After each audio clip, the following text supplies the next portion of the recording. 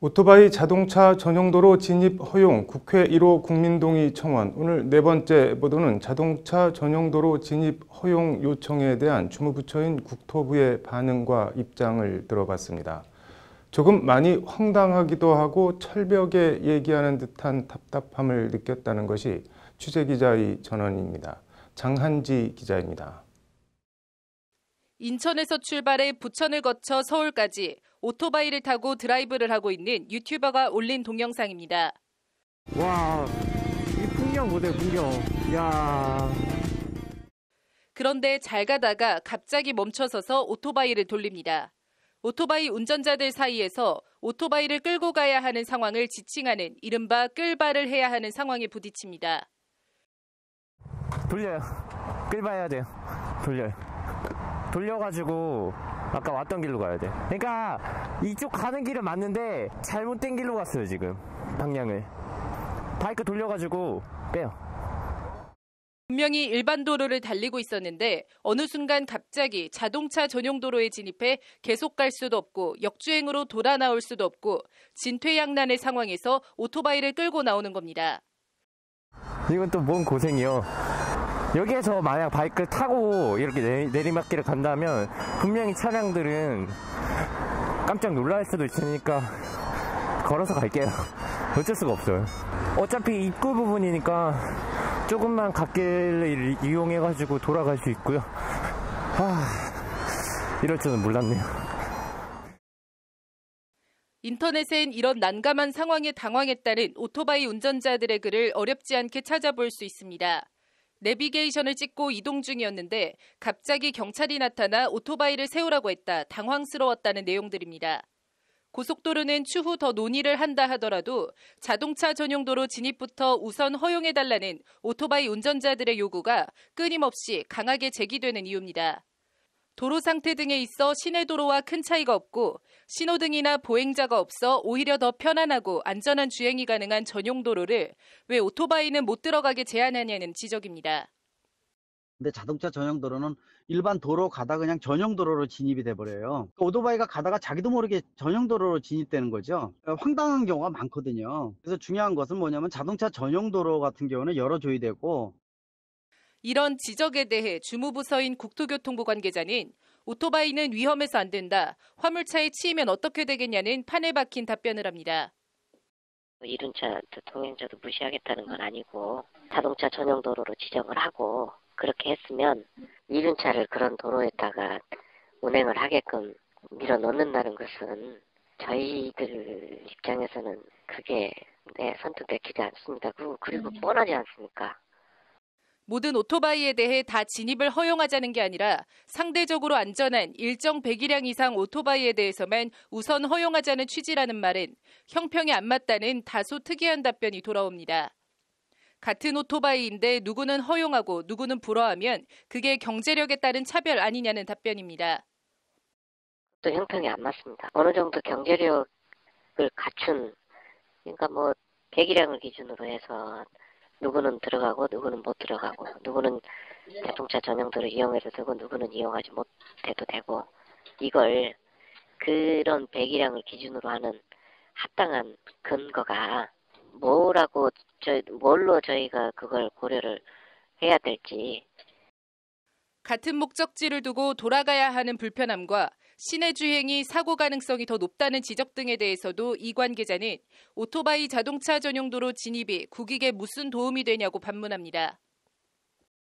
일정 배기량 이상 되는 분들을 자동차 전용도로에 통행을 허가를 해야 될 만큼 국익이나 사회적 이익이나 이런데 그런 것이 부합을 하는지, 이런 부분에 대해서는 저희가 합리적인 논거를 저희들은 합리적인 논거를 찾기가 좀 어렵습니다. 다른 OECD 국가들은 모두 일정 배기량 이상 오토바이에 자동차 전용도로는 물론 고속도로 진입도 허용하고 있다고 하자 그건 다른 나라 얘기일 뿐이라며 딱 자릅니다. 우리나라 인구 밀도가 높은, 상대적으로 세계적으로 봐도 높은 축에 속하고 또 자동차 보유 대수도 그만큼 많고, 그런 상황에서 외국에서 허용을 한다고 해서 저희가 그걸 따라해야 될 필요라든가 우리랑 특성이 다른데 오토바이를 드나들게 하는 것은 맞지 않다고 봅니다. 고속도로는 말할 것도 없고 자동차 전용 도로도 배기량이든 뭐든 오토바이 진입을 허용하면 안 된다는 의지가 확고해 보입니다. 테스트베드로 예를 들어서 올림픽 도로 같은 경우에 몇 킬로 정도를 시범 구간으로 해서 모니터링하면 되거든요. 문제가 있는지 없는지. 세금은 자동차세 받으면서 권리는 안 주잖아요. 책임만 부여시키고. 띠가 안 맞는 논리죠. 정부의 설득력이 떨어지는 거죠. 2015년 8월 서울시는 노들길 전 구간을 자동차 전용도로 지정 30년 만에 해제한 바 있습니다. 노들길과 올림픽대로가 모두 자동차 전용도로여서 멀리 돌아가야 해 불편하고 시간 낭비라는 오토바이 운전자들의 계속된 민원을 일부 받아들여 노들길 전용도로 지정을 해제하는 방법으로 민원을 일부 수용한 겁니다. 그리고 오토바이 운전자들은 과거 자동차 전용도로였던 도로를 지금은 큰 문제 없이 별다른 무리 없이 잘 운행하고 있습니다. 오토바이 자동차 전용도로 진입 허용을 위한 법제도 개선 촉구는 국회 국민동의청원 해당 청원에 동의를 하면 동참할 수 있습니다. 법률방송 장한지입니다. 국회 1호 국민동의청원 오토바이 자동차 전용도로 진입 허용 청원에 대해 도로 관련 주무부처인 국토교통부 관계자가 오토바이 고속도로 진입이 국익에 무슨 도움이 되냐는 등의 좀 황당한 답변으로 일관했다는 보도 그제 전해드렸는데요. 도로교통법과 교통단속을 관할하는 경찰청은 어떤 입장일까요? 국토교통부 관계자보다는 훨씬 전향적인데 결국 인식 변화가 관건 아니겠냐는 취지로 답변했다고 합니다. 한국에서 고속도로에 오토바이를 타고 진입한 외국인들이 겪은 웃을 수만은 없는 해프닝과 함께 경찰청 관계자 답변을 전해드립니다. 장한지 기자입니다. 오토바이 자동차 전용도로 통행 허용 국회 청원과 관련한 일련의 법률방송 보도가 나간 뒤 시청자에게서 온 제보 사진입니다. 주차장에서 오토바이를 앞에 두고 중년의 백인 남성과 경찰이 뭔가를 심각하게 얘기하고 있습니다. 배낭여행이라도 하는지 노란색 오토바이 뒤에는 큰 배낭에 짐들이 잔뜩 실려 있습니다. 경찰은 심각한 표정으로 오토바이를 주의 깊게 들여다봅니다. 심각한 표정의 경찰과 외국인 남성과는 달리 주변 한국 사람들은 재미난 구경이라도 난 듯 웃고 있습니다. 사람들이 모여 웃고 있는 너머로 여주 휴게소라는 간판이 조그맣게 보입니다. 강원도로 여행 가기 위해 자국에서 평소 하던 것처럼 오토바이를 타고 영동고속도로에 진입했다가 경찰 단속에 걸린 겁니다. 미국인은 왜 자기가 잡혔는지 몰라요. 왜 경찰이 왔고 잘못한 게 없는데 자기를 왜 잡냐 이런 상황이었어요. 그래서 주변에 이제 우리나라 이제 아저씨들은 좀 재밌죠. 그 상황이 재밌죠. 고속도로에서 일단은 바이크를 타는 것부터 휴게소까지 들어와가지고. 미국인으로 알려진 이 남성은 정식으로 통행권까지 뽑아서 부푼 마음으로 고속도로에 진입했다가 본인 입장에선 난데없는 봉변을 당한 겁니다. 경찰이 팔로 X자까지 만들면서 고속도로에 오토바이 진입은 안 된다고 열심히 설명을 하지만 이 미국인은 의아하다는 표정이 역력합니다. 당당하게 표를 뽑고 고속도로를 탄 거예요. 왜? 자기네 나라는 바이크가 이륜차가 허용이 되니까 전혀 몰랐던 거죠. 이런 일은 우리나라 고속도로에서 심심찮게 벌어지고 있습니다. 지난 2016년 9월엔 한국에 유학 온 사우디아라비아 20대 청년 A씨가 750cc 오토바이를 타고 경부고속도로에 진입했습니다.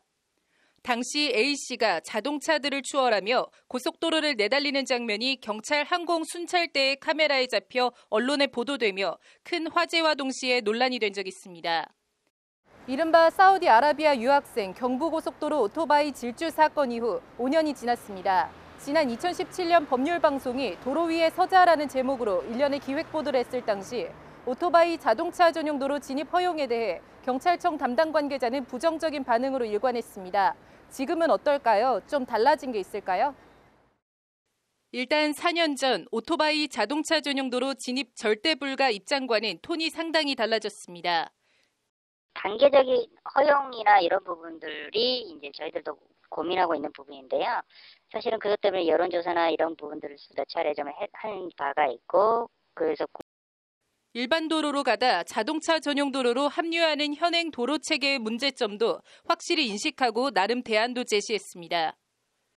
사실 일반 도로를 가다가 갑자기 전용 도로를 만나는 케이스가 있지 않습니까? 근데 이제 그게 보면 사실은 그게 전용 도로 지정이 해제돼야 되는 좀 요소가 있거든요. 지자체에서 결정할 부분이라 그게 원활하지 않는 부분이 좀 있어서 그런 부분은 좀 논의 좀 해봐야 되는 부분이긴 합니다.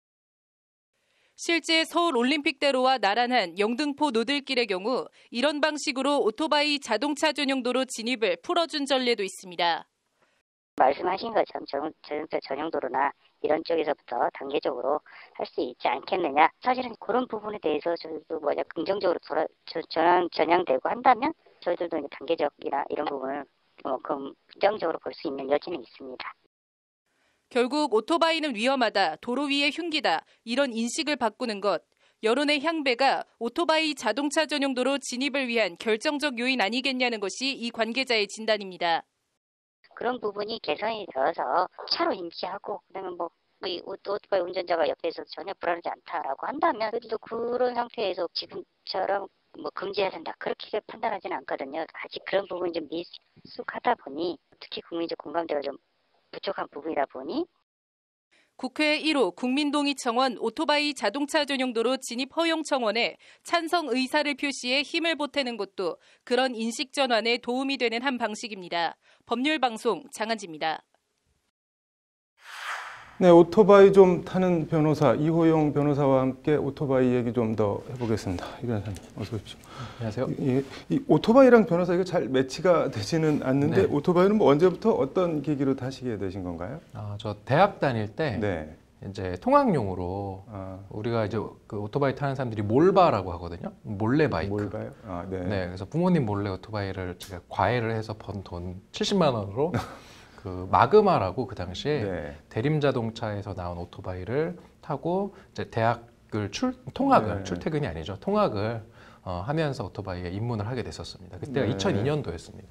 시간이 꽤 거의 20년 가까이 됐는데 오토바이를 타면 뭐가 좋은가요? 오토바이 매력이 뭐예요? 뭐 한마디로 정리를 하자면 네. 저는 좀 자유로움이 느껴진다.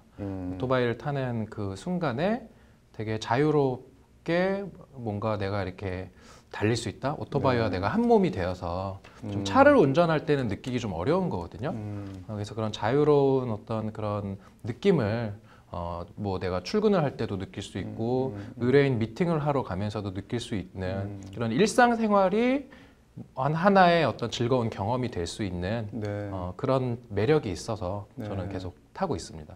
뭐 자유로움이라고 표현을 해주셨는데 반대쪽에서 보기에 저 위험한 거 아니야? 너는 자유롭게 가지만 우리 입장에서는 위험한 거 아니냐? 뭐 이렇게 말씀을 하실 수도 있잖아요. 그거에 대해서는 어떻게 생각하시나요? 그렇죠. 오토바이를 안 타시는 거의 대부분의 네. 분들이 위험하다. 심지어 저희 아버지조차도 옛날에 본인도 오토바이 탄 적이 있으면서 저보고 팔아라. 네. 이렇게 많이 말씀하시는데 그런 것 같아요. 이게 우리가 흔히 확증 편향이라고 네. 하는 거 있지 않습니까? 네. 자기가 보고 싶은 것을 계속 보게 되고 네.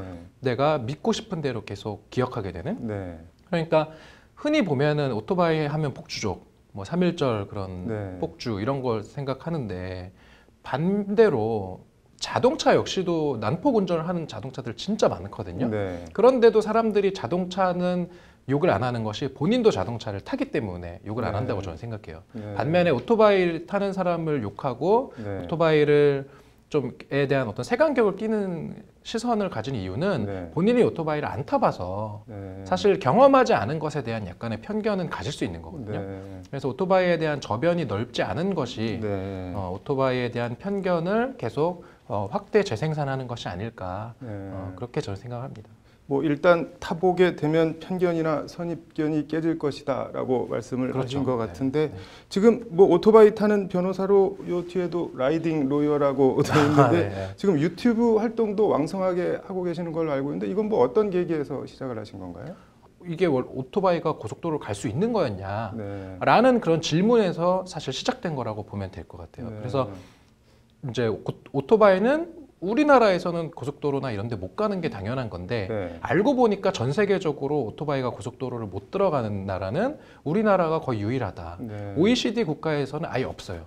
그 장한지 기자가 이제 법률 그 방송에서 네, 네. 그 도로 위에 서자 시리즈를 방송을 했었고 네. 그것을 제가 또 되게 감명 깊게 보고 네. 기자님한테 막 연락해서 네. 이제 의견도 교환하고 또 이제 법률 방송의 그 이제 회사를 운영하는 뭐 대표님이나 뭐 각종 임원진들과 네. 이야기를 하면서 한번 이러한 불합리한 차별을 네. 좀 개선하는데 네. 한번 도움이 되는 유의미한 한번 방송을 해봅시다. 네. 이렇게 되어서 이제 유튜브가 시작이 되었습니다. 뭐 불합리한 차별이라고 말씀을 하셨는데 뭐 자동차 전용도로 뭐 진입 제한 이런 거 말고 또 뭐 다른 것들이 더 있나요? 뭐 대표적으로 주차장 문제가 있겠죠. 네. 이제 보통 오토바이가 고속도로 전용도로 못 들어가는 네. 거는 차별인데 주차장 같은 경우는 아예 없는 사람 취급하는 거예요. 그러니까 교통수단에 엄연히 오토바이가 자동차 관리법상 자동차인데 이륜 네. 자동차거든요. 그런데 주차장법에는 보면은 이런 자동차, 네. 이륜 자동차도 포함이죠. 의 어떤 일반적인 이용을 거절하면 안 된다라고 되어 있어요. 그게 네. 뭐 노상 주차장이든 노예 주차장이든 아니면 부설 주차장이든. 네. 그런데 보면은 없는 차량 취급을 해서 보면은 뭐 진입조차도 안 될 때도 있고 또는 들어갔는데 나가라고 할 때도 있고 또는 들어왔는데 주차 구획이 없어서 네. 또 차들이 되는 곳에 오토바이 되면 막 빼라고 하고 그래서 그런 차량이 이제 그 주차 구획에 되면은 빼라고 하니까 또 네. 바깥에 되면 또 이거는 주차장법 위반이거든요. 왜냐면 구획 안에다 주차해야 되기 때문에. 네. 그래서 여러모로 이제 차별을 받는 거죠. 또 보험 가입도 안 되는 문제도 있고요. 뭐 하나부터 열까지 예를 들려면 너무나도 많아서 한 특집으로 계속 해야 될 것 같은데요. 네, 이런 뭐 차별 같은 거 불합리한 거를 유튜브에 올리면 반응들은 대체로 어떤가요? 반응들이 네. 참 안타까울 정도로 뜨겁죠. 네, 왜냐하면 본인들이 다 일상생활에서 겪는 그런 불합리한 일들을 네. 제가 하나 둘씩 지금 끌어놓고 있는 네. 거거든요. 그러니까 다들 약간 울분에 찬 그런 댓글들이 달리는 거죠. 나도 이런 네. 일이 있다. 그런 이제 울분에 찬 댓글들 못지않게 또 네. 한편으로는 오토바이에 대한 편견에 찬 댓글들도 또 있어요. 아까 이제 앵커께서 말씀하신 네. 것처럼 아니 그럼 폭주족들 아니냐 니네들은 네. 뭐 막 칼치기 하지 않냐 그 이제 네, 네. 차량들 사이를 위험하게 주행하는 어떤 그러한 이야기를 하면서 근데 그런 거는 말 그대로 그런 잘못된 주행이 문제인 거지 네. 오토바이라는 그런 차량 자체의 어떤 운행을 제한한다거나 그다음에 주차장 이용을 거부할 사유는 전혀 되지 않거든요. 네. 근데 그럼에도 불구하고 이렇게 오토바이에 대한 그런 편견에 찬 댓글들도 은근히 많이 달린다. 네. 결국은 오토바이를 타는 사람들이 그러한 편견을 깨기 위해서 앞으로 노력을 해야 되는 어떤 그러한 상황이지 않을까 네. 그렇게 생각을 합니다. 뭐 마지막으로 자동차 전용도로 진입 허용 포함해서 뭐 이렇게 하시고 싶은 말씀 있으면 편하게 한 말씀 부탁드리겠습니다. 네. 이 법률방송이 발의한 국민동의 청원, 네. 10만 명의 국민이 어떤 특정한 법안이나 이러한 청원에 대해서 동의를 하는 거 쉽지 않거든요. 네. 그러한 어떤 국민들의 어떤 여망이 있다라는 것을 국회에 알린다라는 점에서 네. 다시 말해서 법안의 신속한 심사를 어떤 푸시한다라는 측면에서 이 법률방송이 제안한 네. 1호 국민동의 청원은 대단히 큰 의미가 있는 것이다. 네. 따라서 많은 분들이 좀 동참하고 네. 주위에도 알려서 이러한 어떤 불합리한 차별을 하나씩 네. 제거하고 개선하고 나아가서 이륜차 문화도 네. 좀 더 성숙할 수 있도록 네. 문화와 제도는 같이 가는 거라고 저는 생각하거든요. 네. 그러한 노력을 좀 같이 하면 좋겠다 이런 말씀 드리고 네. 싶습니다. 뭐 요영 변호사 유튜브에 울분에 찬 댓글을 달아주신 분들부터 좀 국회 국민동의 청원 가서 찬성 눌러주시면 좋겠네요. 오늘 잘 들었습니다. 서울 정동 민주노총 회의실에선 오늘 쌍용자동차 사회적 합의 이행을 촉구하는 시민사회단체 선언과 기자회견이 열렸습니다. 쌍용차 문제 다 일단락된 것으로 많은 사람들이 알고 있는데 뭐가 문제인 걸까요? 신세아 기자가 기자회견 현장에 다녀왔습니다. 참여연대와 민변, 민주노총 등의 사회단체가 연대해 주최한 기자회견장 벽엔 사회적 합의 파기 사과, 조건 없이 즉각 복직 이행이라는 문구가 적힌 플래카드가 걸렸습니다. 쌍용차는 앞서 지난 2018년 9월 금속노조 쌍용차 지부와 기업노조, 쌍용차 사측, 경제사회노동위원회, 이른바 노노사정 합의를 통해 정리해고 노동자 119명 순차 복직에 합의했습니다. 2009년 정리해고 이후 꼭 10년 만에 이른바 사회적 합의를 통해 전원 복직에 합의한 겁니다. 이에 마지막 남은 46명의 해고자들도 지난해 7월 재입사에 무급휴직을 하다 지난 6일 복직할 예정이었습니다. 그러나 쌍용차 사측은 돌연 지난해 말 일감이 부족하다며 이들을 현장 배치하지 않고 통상 임금의 70%를 받는 무기한 유급휴직으로 일방 전환했습니다. 우리가 이전에 사회적 합의라고 이름 붙여주었던 합의하고는 전혀 다른 야합의라고 할 수도 없고 횡포라고 할 수도 없고 이름 지어주기 어려운 청천벽력과 같은 상황이 일어났습니다. 무기한 휴직을 연장한다는데 동의하십니까? 저희들은 결코 동의할 수 없습니다. 이들 일터로 돌아가지 못한 노동자들은 지난 7일부터 다시 거리로 나서 복직투쟁을 이어가고 있습니다. 다시 자릴 수는 없고 선심 쓰듯 통상임금 70% 던져주는 유급휴직이 아닌 떳떳하게 일하고 일한 만큼 100% 임금을 받겠다는 게 이들의 요구입니다. 쌍용차 회사, 기업 노조가 당사자에게 이런 방법 없이 파기한 것은 집단 거짓말을 한 것입니다. 정부도 책임이 큽니다. 거짓말을 방조하고 있기에 거짓의 책임으로부터 자유로울 수 없습니다. 그래서 사회적 합의를 함께했던 모든 분들께 호소드립니다.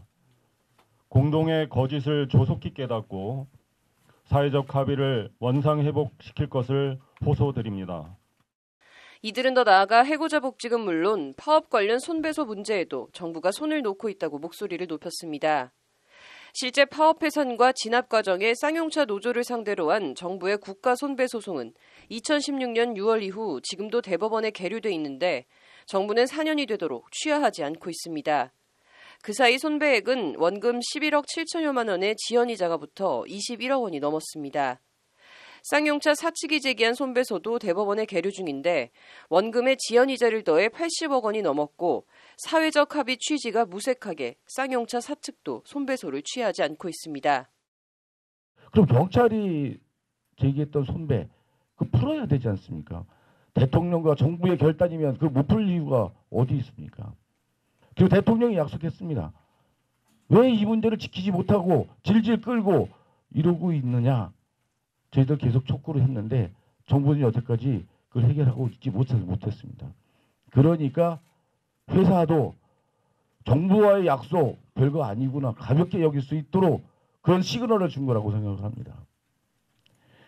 정부가 했던 약속 또 대통령이 했던 약속 중하게 여기고 지키는 그런 모습을 보였다고 한다면 쌍용자동차가 그 회사가 이 사회적 합의를 어떤 사회적 합의인데 이 합의를 깨려고 했겠습니까? 지금도 마찬가지입니다. 기자회견 참가자들은 쌍용차 범국민대책위원회를 다시 가동해 오늘부터 매주 1회 쌍용차 평택공장 앞에서 촛불문화제를 여는 한편 다음 달 3일부터는 청와대 앞에서 매일 1인 시위를 진행한다고 밝혔습니다. 회사가 그런 노동조합 활동을 주로 하셨던 분들, 남아있는 분들에 대해서 아무리 100번 양보하더라도 악의적입니다. 악의적인 것이라고 볼 수밖에 없어요. 다른 이유를 떠나서 이분들을 회사에서 보기 싫다라는 것으로밖에 해석될 수 없는 겁니다. 이건 법 위반이고 명백한 차별 행위에 해당하는 것이죠. 구구절절 더 말씀드릴 게 많습니다만 법적으로 이것은 도저히 용납될 수 없는 기업마저 어기는 국가와의 약속, 정부가 책임지라는 게 노동자들의 성토입니다. 계속해서 해고 노동자들은 자신들의 삶의 자리를 되찾겠다며 출근 투쟁을 이어간다는 방침입니다. 법률방송 신세아입니다.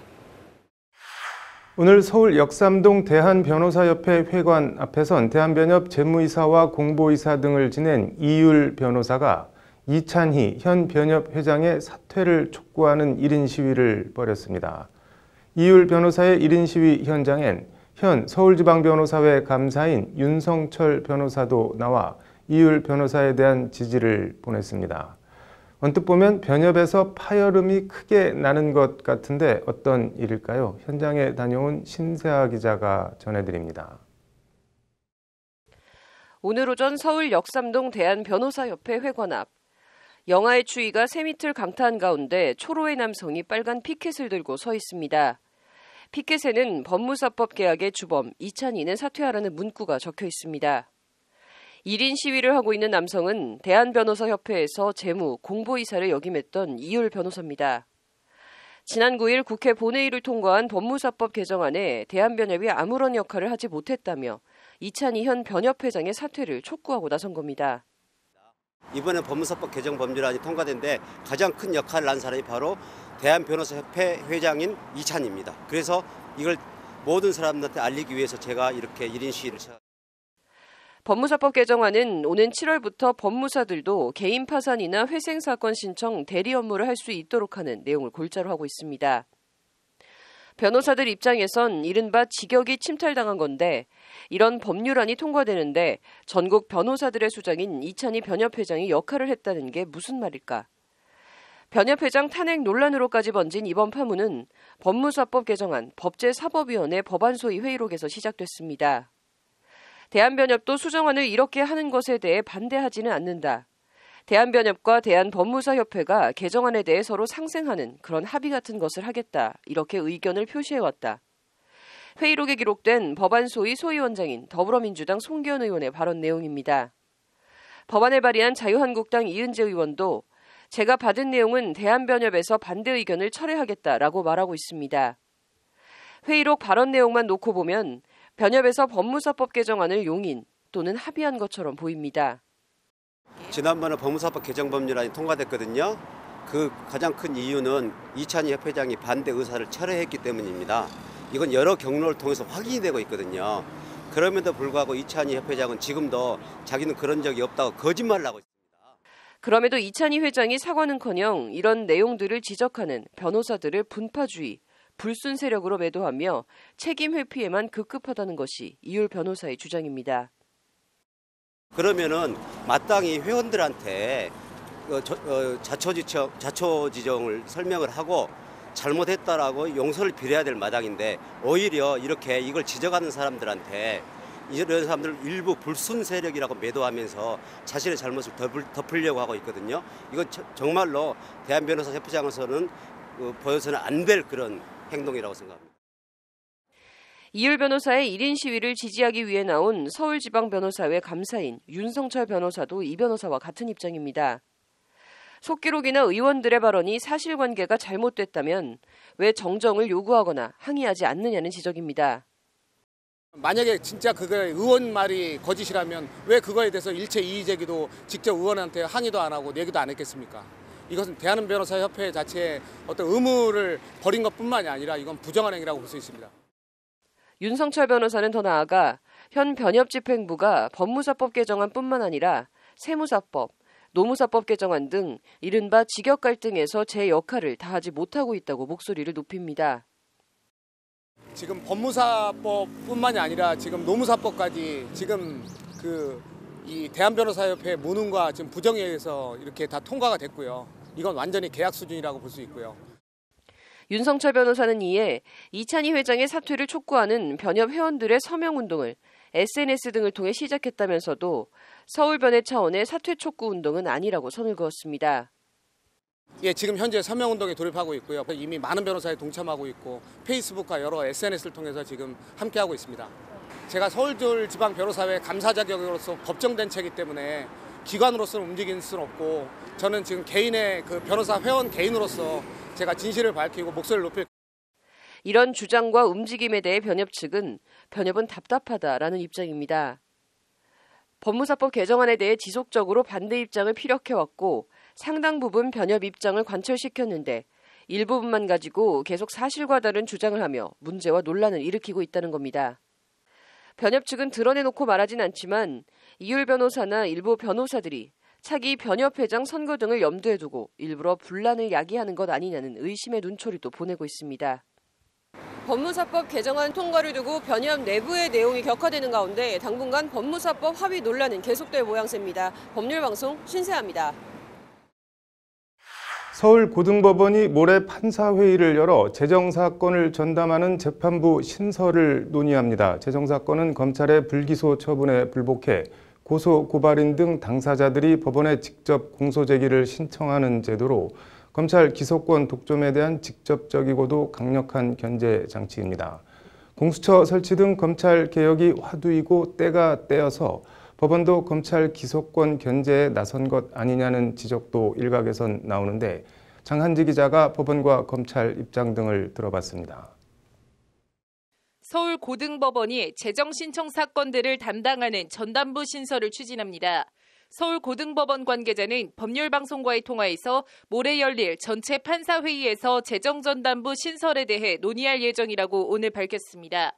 재정사건은 검찰의 불기소 결정에 불복한 고소고발인이 법원에 직접 공소제기를 신청하는 제도입니다.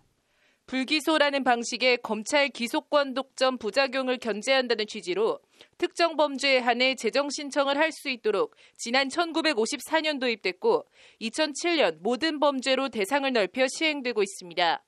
현재 서울고법의 경우 재정신청 사건은 10개 행정부와 1개 민사항고부가 나눠서 심리하고 있는데 도입 취지가 무색하게 인용률이 낮아 유명무실하다는 지적이 끊임없이 제기되어 왔습니다. 실제 2019년 사법연감에 따르면 지난 2009년부터 2018년까지 10년간 재정신청 18만 2,854건 중 공소가 결정된 건 1,520건으로 불과 0.83%만 인용됐습니다.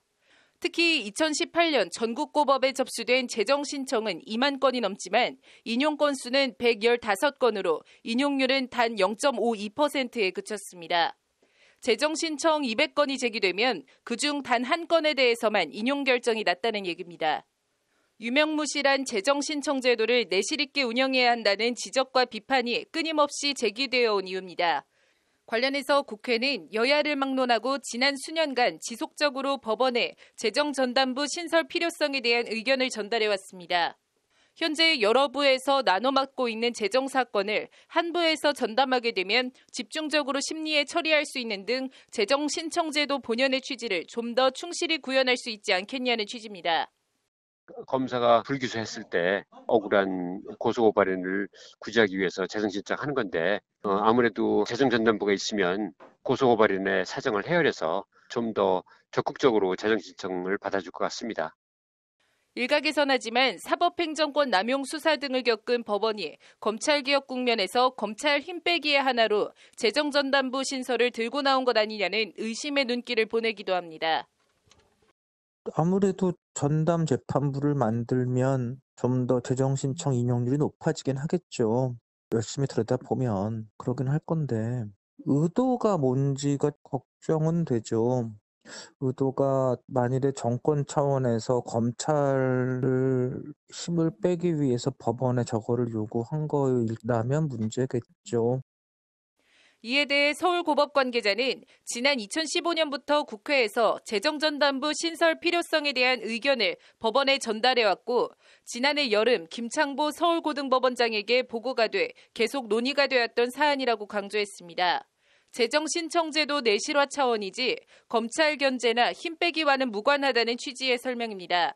실제 김창보 서울고법원장은 지난해 법원 업무보고에서 최소 1개에서 2개 이상 재정신청전담부를 신설하는 방안을 김명수 대법원장에 보고한 것으로 전해졌습니다.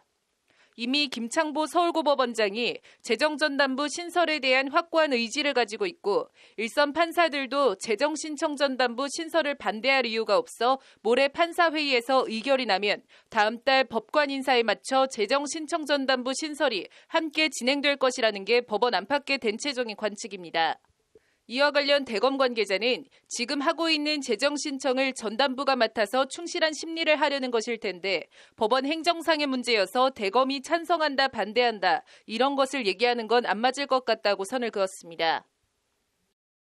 대법원 관계자도 시기가 너무 공교롭다는 일각의 지적에 대해 지난해 3월 수원고법 출범과 서울고법 인천 원외재판부 설치로 수도권 2심 재판이 분산되면서 인력 문제가 어느 정도 해소돼 재정신청 전담부 신설을 추진하는 것으로 알고 있다며 대법원은 서울고법의 전담부 설치에 대해 어떤 의견도 내지 않았고 관여한 바도 없다는 입장을 밝혔습니다. 법률방송 장한지입니다.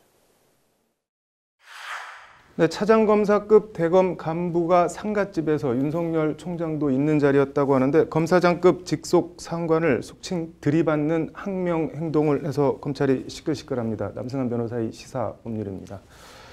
뭐 사건 내용부터 좀 볼까요? 예, 지난 18일인데요. 금요일 날 밤에서 토요일로 넘어가는 그 밤이었다고 합니다. 대검 과장급 간부의 상가에서 만났는데요. 이제 양석조 그 대검 반부패 강력부의 선임연구관 차장검사급이 이제 그 상급자인 이번에 임명된 심재철 반부패 강력부장 검사장급입니다.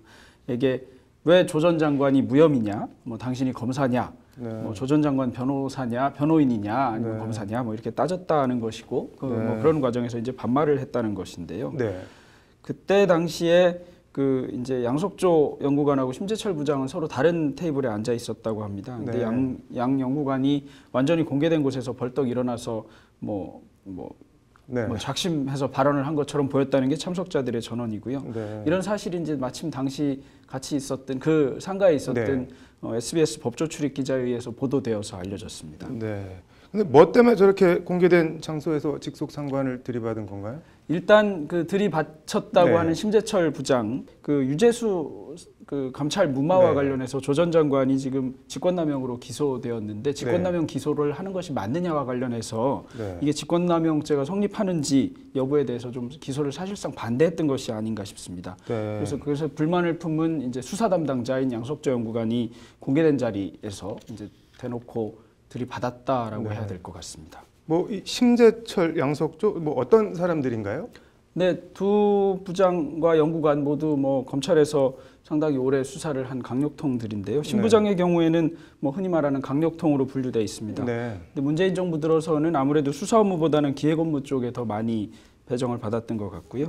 2017년 8월에 이제 법무부의 정책기획단 단장으로 발탁됐고, 그 다음에 법무부 대변인을 맡았고, 남부지검 1차장 자리로 옮겼다가 이번에 추미애 장관 청문회를 준비하면서 대변인 맡은 뒤에 추미애 장관이 취임하고 검사장급 인사인 반부패 강력부장으로 임명됐습니다. 뭐 현 정권 들어서 요직을 두루 거치고 있는 것 같은데 이런 사람 들이받은 양석조 검사는 뭐 어떤 검사인가요? 네, 양석조 검사, 양석조 연구관의 경우에도 검찰 내에서 뭐 윤 총장만큼이나 강골이다 뭐 이런 걸로 알려져 있습니다. 이명박 정부 당시에 그 이전 대통령하고 친했던 그 천신일 세종나무 회장이 있는데요. 이분 알선수재 혐의로 구속했고요. 그다음에 2012년에 이 무렵에 총리실이 민간인 사찰한 혐의가 있어서 특별수사팀에 합류해 있었는데 당시 외압이 가해졌다고 합니다. 그래서 이에 반발해서 사의를 표명한 것은 유명한 일화이기도 합니다. 뭐 최순실 국정농단 사건 특검에 파견돼서 뭐 블랙리스트 수사에도 참여했고요. 그다음에 뭐 이명박 전 대통령 수사, 박근혜 정부의 국정원 특활비 수사, 뭐 양승태 대법원장 관련 사법농단 수사 등에도 주도적으로 참여했습니다. 뭐 특수산부 부장검사로 있다가 중앙지검의 특수산부 부장검사로 있다가 이번에 한동훈 부장, 직전 반부패 강력부장과 함께 지난해 8월에 대검의 반부패 강력부 선임연구관에 부임했습니다. 뭐 이른바 특수통이라고 할 수 있습니다. 뭐 어쨌든 검찰 안에서는 서로 뭐 센 사람들끼리 붙은 것 같은데 추미애 장관 반응은 뭐 나온 게 있나요? 네, 추미애 장관의 반응은 상당히 강력하게 나왔는데요. 뭐 추태, 뭐 개탄 이런 표현을 썼는데요. 대검 간부의 상갓집에서 추태가 일어난 것과 관련해서 법무부에서 알린다 이러면서 뭐 엄숙한 장례식장에서 일반인들도 보고 있는데 술을 마시고 고성을 지르는 등의 행위, 뭐 장사 미사도 하지 않는 부적절한 언행을 했다. 그동안 여러 차례 검사들이 장례식장에서 보여왔던 각종 불미스러운 일들이 아직도 개선되지 않고 있다. 이렇게 얘기하면서 개탄스럽다고 표현했습니다. 그동안 여러 차례 검사들이 장례식장에서 보여왔던 불미스러운 일 하면 당장 떠오르는 것이 뭐 안태근 전 국장의 강제추행이나 이런 것들이라서 그런 점을 염두에 둔 것이 아닌가 이런 생각이 들 수밖에 없는 강력한 발언인 것 같습니다. 이게 뭐 부적절한 언행이다, 검찰의 잘못된 조직 문화를 바꾸고 공직 기강이 뭐 바로 설 수 있도록 하겠다, 뭐 이렇게 했다고 하는데 이게 뭐 검사 복무 규정 같은 거야? 이런 게 뭐 징계 사유 같은 게 되는 건가요? 어떤 건가요? 검사의 징계는 검사 징계법에서 정하고 있습니다. 징계 사유를 2조에서 정하고 있는데요.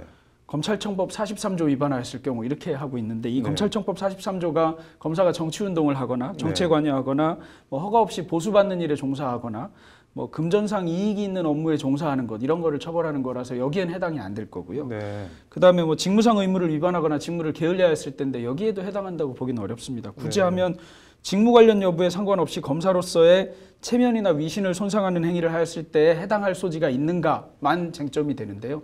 이게 일반적으로는 징계사유로 할 때 흔히 품위유지 의무 위반이라고 하는 그런 징계사유에 해당합니다. 뭐 그러면 이렇게 공개적인 장소에서 항명하는 것, 항명인지 여부는 또 봐야 되겠지만 이런 것이 징계사유나 품위유지 의무 위반인가와 관련해서는 뭐 흔히 검사 동일체 원칙, 검찰청법 7조에 있는 걸 살펴보긴 해야 되는데 여기 보면 검사는 소속 상급자의 지휘 감독을 따르라고 돼 있고 그런데 구체적인 지휘와 관련해서 이견이 있는 경우에는 이의를 제기할 수 있다고 돼 있습니다. 그러니까 이의를 제기할 수는 있는 건 맞죠. 당연한데 그럼 그것을 이렇게 상가집 같은 데서 다른 사람들도 다 들을 수 있는 데서 하는 이의 제기가 과연 정당한 것인가? 설사 정당하다 하더라도 품위유지나 아니면 체면에 손상을 미친 것은 아닌가 여부를 좀 판단해야 될 일인 것 같기는 합니다. 처벌사유는 아니고 징계사유라 한다 하더라도 경미한 징계사유 정도가 되지 않을까 이렇게 생각합니다. 뭐 복잡하네요. 이번 사건 개인적으로는 어떻게 보시나요? 네, 뭐 일반인들이 생각하면 정말 함부로 쳐다보기 어려울 정도로 높은 고위직 검사장입니다. 뭐 한 분은 차장검사급이기, 차관급이기도 하고 다른 분은 차장검사이고 이러니까 그런데 이런 분들이 술집도 아니고 상가집에서 고성을 지르고 이렇게 얘기했다 이런 게 선뜻 잘 받아들여지지는 않거든요. 그래서 이게 검사 내부에서 뭐 정당한 의견 개진을 하고 어쩌고 하는 문제와는 별개로 조금 남부끄러운 일인 것은 분명합니다. 당사자가 자기 양심에 있는 말을 했다 손 치더라도 그 장소가 과연 거기에서 했어야 될 일인지는 모르겠습니다. 이것을 두고 뭐 여러 가지 정치적인 의도로 해석하기도 하는데 이분들 속마음을 들여다볼 수 없으니까 그런 것은 모르겠습니다만 조금 부적절하기는 했던 것 같습니다. 뭐 곧 있을 검찰 인사에서 추 장관이 뭐 어떤 인사를 내는지 지켜봐야 될 것 같네요. 오늘 잘 들었습니다. 서울중앙지검 옛 특수부, 현 반부패 수사부가 현재 4곳에서 2곳으로 줄어드는 등 검찰 직접 수사부서 13곳이 추가 폐지되는 내용을 골자로 하는 검찰 직제 개편안이 오늘 오전 국무회의를 통과했습니다. 국무회의를 주재한 문재인 대통령은 민주공화국에서 권력기관의 주인은 국민이라고 말했습니다. 앵커 브리핑입니다. 검찰 직접 수사 부서를 축소, 조정하는 내용의 검찰청 사무기구에 관한 규정 개정안이 국무회의를 통과한 뒤 법무부가 내놓은 총 4쪽짜리 보도자료입니다. 제목이 인권, 민생 중심의 검찰 직제개편 국무회의 의결입니다. 공수처와 수사권 조정 등 검찰개혁법령이 재개정됨에 따라 직접 수사부서의 축소, 조정과 형사공판부의 확대가 불가피하다는 것이 법무부가 밝힌 직제개편 추진 취지와 배경입니다.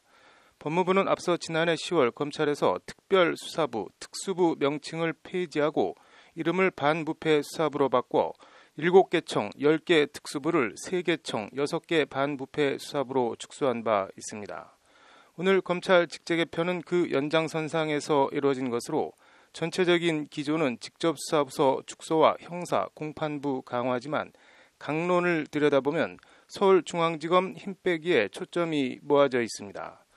일단 현재 서울중앙지검 반부패 수사부 4개는 2개로, 공공수사부 3개는 2개로 각각 줄어듭니다. 이에 따라 반부패 수사 3부는 경제범죄 형사부로, 반부패 수사 4부는 공판부로 전환됩니다. 공공수사부 한 곳도 형사부로 전환됩니다. 서울중앙지검 반부패 수사부, 공공수사부 축소와 함께 조세범죄 수사부와 과학기술범죄 수사부도 각각 형사부로 전환됩니다. 그 밖에 외사부도 폐지돼 형사부로 전환되고 기획 업무 등을 관할하는 총무부도 부 이름이 없어지고 공판부로 전환됩니다. 이름이 바뀌지만 수사하는 것은 마찬가지 아닌가라고 생각할 수 있지만 형사부로의 전환이 의미하는 것은 검찰이 이른바 인지수사, 직접 수사를 못하게 되고 고소고발사건 수사나 경찰에서 송치한 사건 보강 수사 등 상대적으로 언론 주목이 떨어지거나 이른바 거학 척결과는 큰 상관이 없는 수사들에 매달리게 된다는 얘기입니다.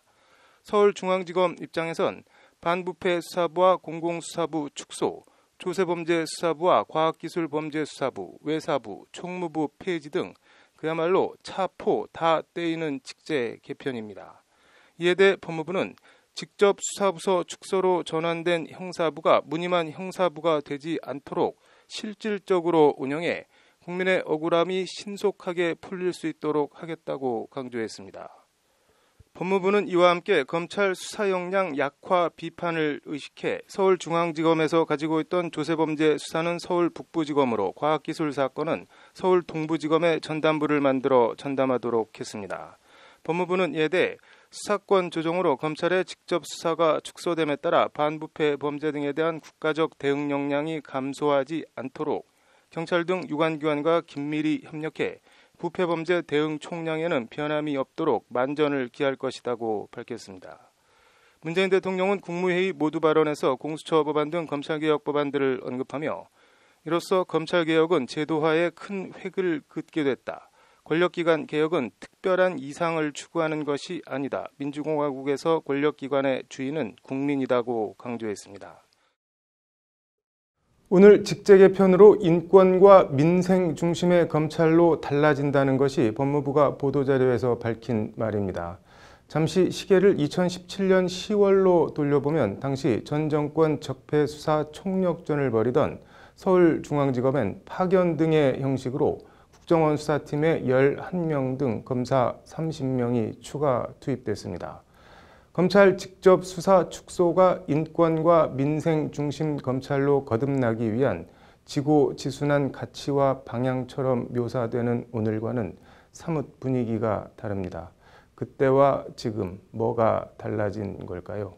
형사 공판부 강화라는 검찰 직제 개편 방향을 폄하할 것은 아니지만 사냥이 끝나면 사냥개는 삶아 먹혀진다. 토사구팽.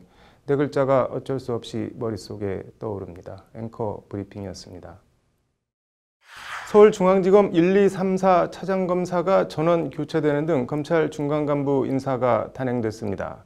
상갓집 항명파동 양석조 대검 반부패 강력부 선임 연구관은 대전고검 검사로 차천됐습니다. 앵커 브리핑 검찰 인사 함의를 들여다보겠습니다.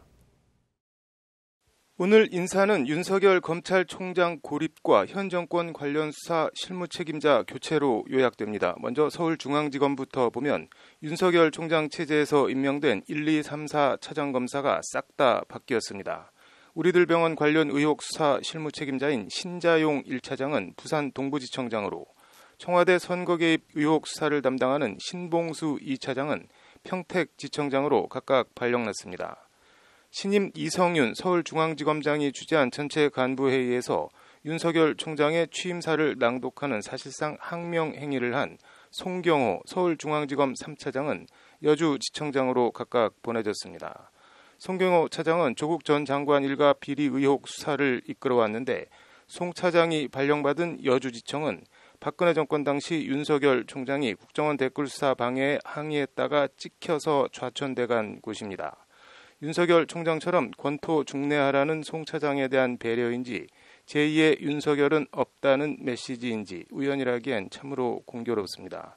그 밖에 한성리 4차장은 대구 서부지청장으로 발령나는 등 현 서울중앙지검 1, 2, 3, 4 차장검사들이 모두 뿔뿔이 흩어졌습니다.